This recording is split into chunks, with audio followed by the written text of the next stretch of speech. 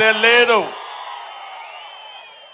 ప్రజల కోసం, నమ్మిన సిద్ధాంతం కోసం తన ప్రాణాన్ని ఇచ్చిన నా సోదరుడు పరిటాల రవీంద్ర గారిని ఒకసారి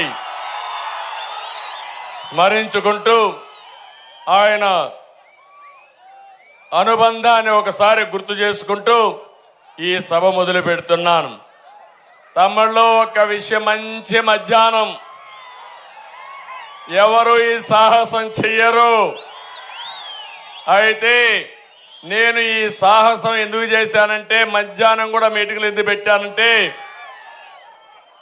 సమయం లేదు. బాలకృష్ణ చెప్పినట్టు సమయం లేదు మిత్రమా. 46 రోజులే ఉంది.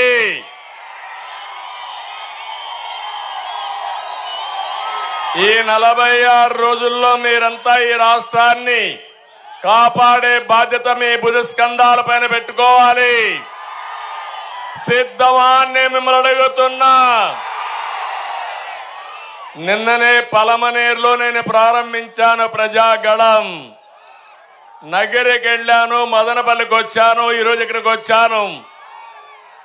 మన ప్రజాగళం ఎక్కడ చూసినా సూపర్ డూపర్ హిట్ అవుతా ఉంది.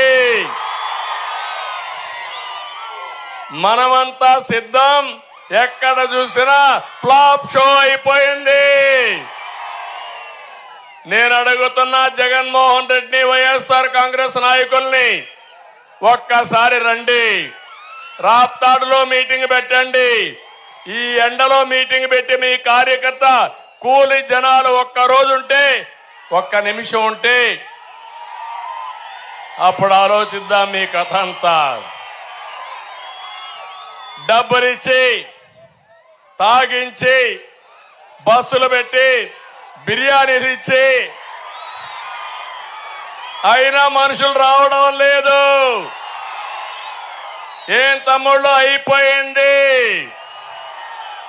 వైఎస్ఆర్ కాంగ్రెస్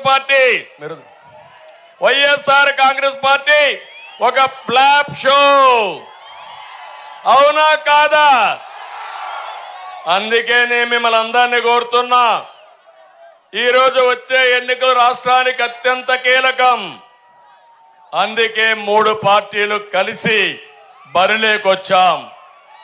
మేము కలిసింది మా కోసం కాదు, రాష్ట్రం కోసం, 5 కోట్ల ప్రజల భవిష్యత్తు కోసం కలిసాం.